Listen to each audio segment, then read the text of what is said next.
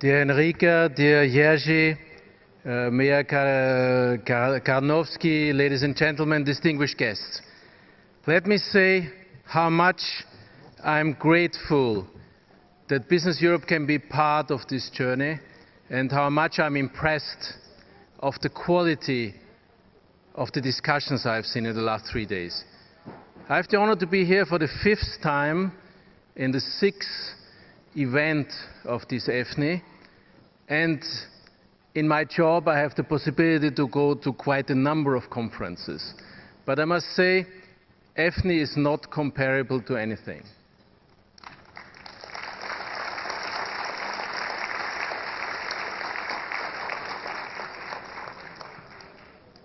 I'm really impressed by your ability to really have deep discussions, by debates going on up to 2 or 3 in the morning and the same people showing up at 7 in the morning next day.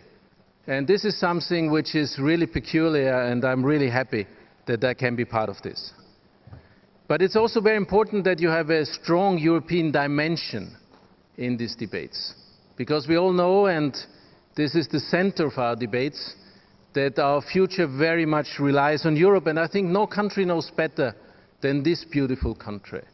Looking at the figures, when the Iron Curtain came down, the average GDP of Poland was 33% of the EU average. Today it is close to 70%. So quite a success story, and quite a success story to build upon. And all the challenges we are facing, all the challenges facing us, have an international dimension. Or like Franz Timmermans rightly said, a continental dimension. And in the case of Europe, continental dimension means that we have to work together to solve them. Or in other words, Federica Mogherini, our representative to the world, once said, there's only 2 kinds of European countries: the small ones and those which have not yet realized that they are relatively small in global terms. So we have to do together.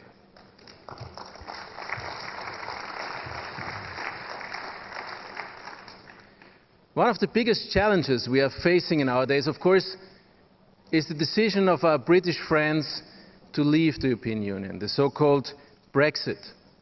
It's a decision that we regret, and it's a decision that we, of course, also accept. And we see our role as European business in being constructive, in finding solutions, in finding a sound new model of relationship to the United Kingdom, and also in minimizing and mitigating the damage for business on both sides. So this is very important. But at the same time, we will never be ready to do this at the expense of the integrity of our single market. Because if we allow for the integrity of our single market to be jeopardized, if we allow cherry-picking between the 4 freedoms, the ideas we put at stake, we put at risks, is much higher. And Franz Timmermans yesterday, the day before yesterday, said it very clearly, and I could not agree more. There cannot be an Europe à la carte. We cannot say, okay, this is the things we like and others we don't like. We cannot say we want the 3 freedoms, but we don't want the 4th freedom, which is the freedom of movement. We cannot say, well, we don't want the European Commission to comment on what we are doing, but we want the structural funds and we want the money transfers. So all these things are not possible. So we cannot have an Europe à la carte. We need to keep together what we have, because this is the basis of our success, and therefore I think the 4 freedoms as they are very much in the center of what we're doing, and they're very much in our DNA. One of the things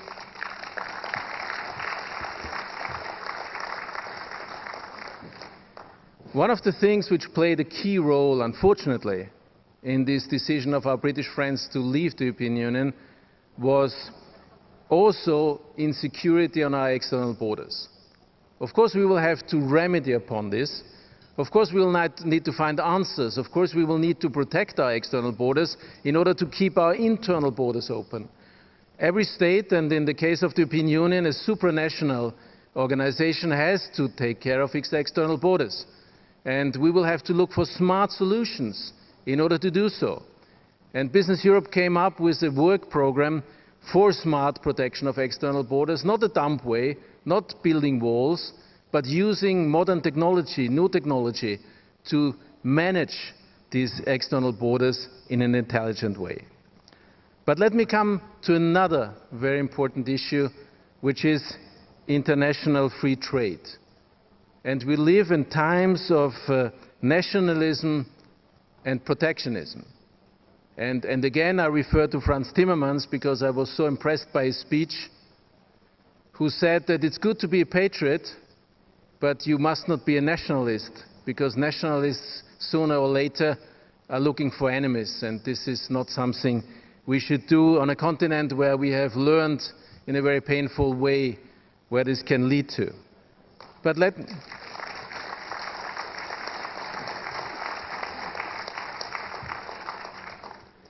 let me talk about the other side, about protectionism. Well, I think we all know that openness, free trade, and the international exchange of goods and services is very much the basement of our wealth, and that isolation, and this has been proved several times in history, is the road to poverty.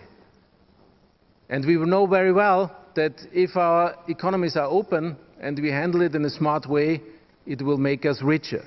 So this is why we insist that we need to bring the agreement with Canada home rapidly. This is first something we need to do in a responsible way, but second, it's a question of credibility. If we're not able to bring an agreement home with a country which shares our values up to a very high extent and which was very attentive to our needs in negotiations, then I'm afraid nobody will negotiate with us in the future. So we really need to bring this agreement home. But we also need a clear way forward with our United States friends, with our American friends. We will not conclude this year, this is very clear, and we will have difficulties next year. But then we will have to go on. Because it's very clear, we need a strong transatlantic link, because the truth is globalization is happening, globalization will go on, and it's only the question who is shaping this globalization. And if we are not able to shape this globalization transatlantically, it will more and more be shaped trans-Pacifically, and I think it's very obvious that this cannot be in the interest of European citizens or companies. But let's not forget about the other angle, because we need to team up with those who share our values, and I would also count Japan amongst them. So we also need to conclude our agreement with Japan rapidly. But let me underline how impressed I was by the words of Nadia Shevchenko, and that we must not forget about our free trade agreement with Ukraine. I think we have a very high level of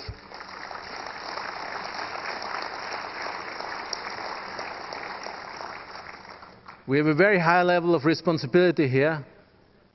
The basis is here, but now we need to do everything to make it a success, and also to make sure that it will be to the benefit of the Ukrainian people who so much trust in us. Let me come to investment, because my friend Luca Visentini from the European Trade Unions Organization is here, and this is a team which is very important for him, and it is for me. And we know that after years of underinvestment in Europe, we need to find a remedy to this. We very much support the so-called Juncker plan.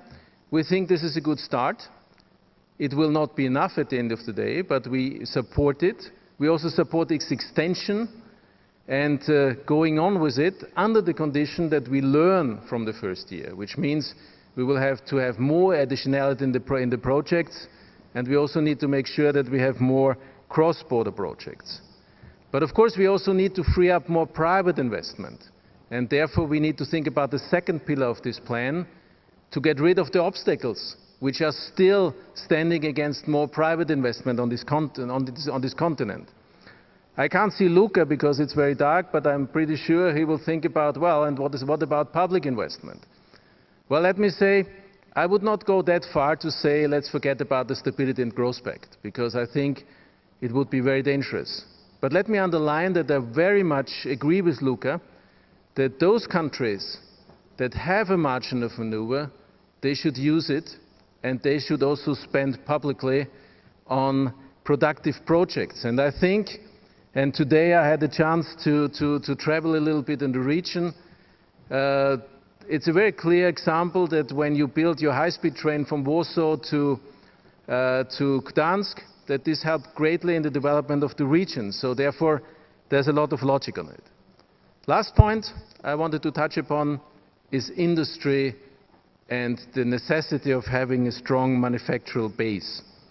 And on this, we had a very good debate this afternoon with my friend Jacek Krawczyk from the European Economic and Social Committee on the digitalization. And let me say very clearly, there cannot be a successful European economy without a strong and competitive industrial manufacturing core. Our friends in Italy from Asso Lombarda, and Emma Marcegaglia mentioned this on the first evening in her speech, made a very good study together with Bocconi University, underlining that the 5 leading industrial regions in Europe provide for 12.5% of the GDP and close to 20% of the value added. So therefore, we need to be successful in industry, and therefore we need to make the digital transformation a success. We need to take care of our energy prices, but we, more than everything, because I could go on with this list, we need a structured way forward. And Elżbieta Bieńkowska, your commissioner in the European Commission, has expressed her will to come up with a clear roadmap, with a clear strategy. We will still have to convince Franz Timmermans. We had a chat on this 2 days ago, and also Jyrki Katainen. But I hope that this will succeed because we need a structured way forward. Ladies and gentlemen, the European business community, European business strongly believes in the future of Europe. We are and we want to be part of the solutions. And there's 3 keywords which I think are pretty well linked to the Sopot declaration, which I find excellent.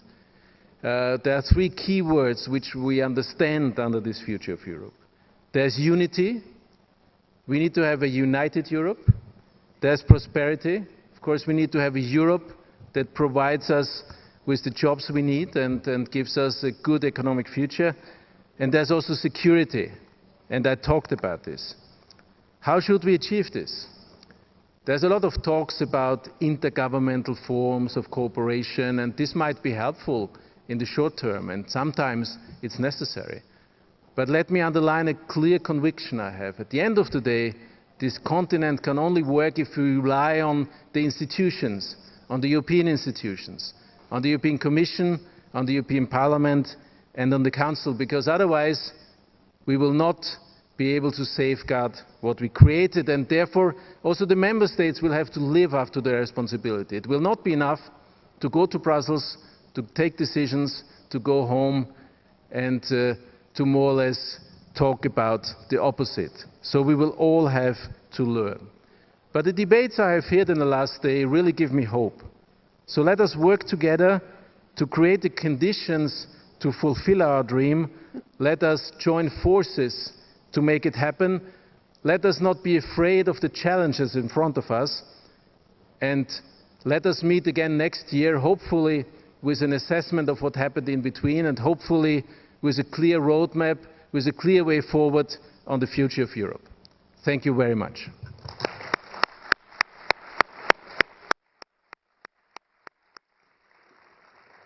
Markus Beyrer, bardzo dziękujemy. Szanowni Państwo.